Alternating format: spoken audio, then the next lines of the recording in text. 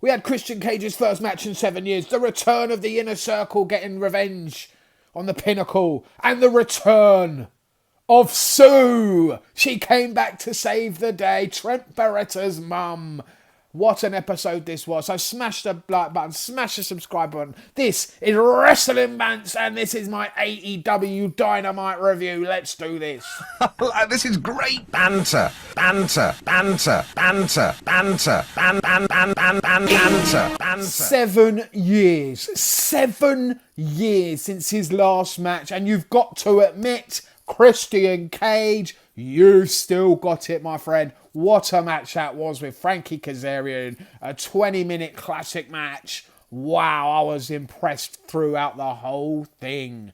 Loved it. Let me know what you thought down below about Christian Cage's first match in 7 years. Finally, he's not being held down by the WWE. He gets to outwork everyone.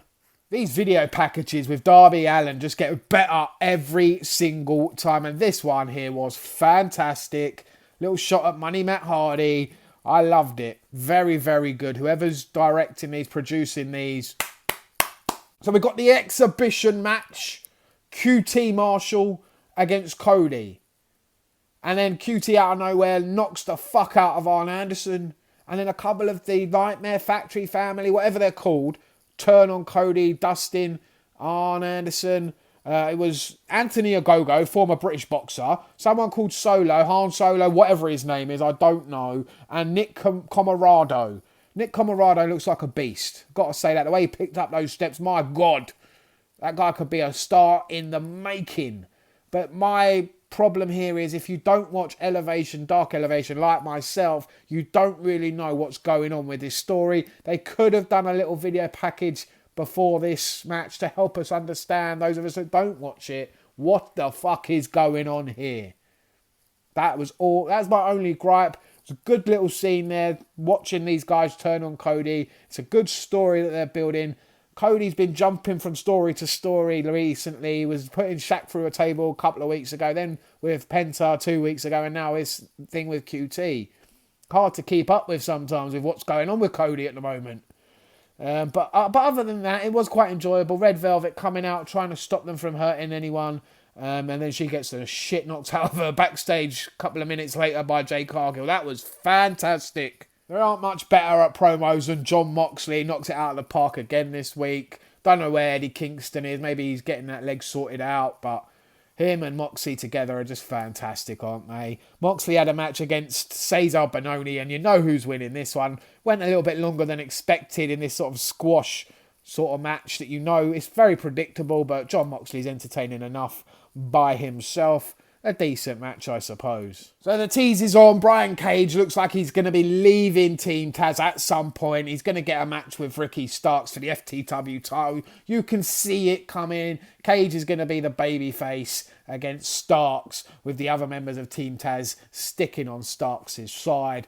I'm looking forward to it, in my opinion. Starks is a good performer. Cage is a beast in the ring and needs to be on his own. He doesn't need all those other people around him, in my opinion. We knew that the Inner Circle would return and get revenge on the Pinnacle, and how they did it was fantastic on this show. There was the Pinnacle, all cocky in the locker room. MJF opens the door, and who's standing there but Y2J, Chris Jericho himself, baby. And they beat the shit out of the Pinnacle. Dax Harwood gets busted open hard, pissing claret everywhere. And the highlight for me was MJF getting a bog wash. That's right. He got his head shoved down the toilet, down the Kazi. How about that? Loved every moment of this. It was fantastic. Another brilliant segment on this show. Wow, the Lucha Bros, Laredo Kid, Kenny Omega and the Good Brothers. If you love fast-paced, high-flying, loads of action, six-man tags, then watch this match because it was phenomenal. You couldn't take your eyes off it for a second. I loved the whole match. If you're a wrestling fan like me, then you will love it too. Let me know what you thought of it down below. I wasn't looking forward to the Arcade Anarchy match. I will be honest. But my goodness, did it deliver? We got the return of Chris Statlander, who beat the shit out of Penelope Ford, slamming her through that ice air hockey table. My goodness. And then Miro, he was a beast throughout the whole match, just beating the shit out of Chuck and Orange. I've got to say though, Orange Cassidy's music is absolutely phenomenal.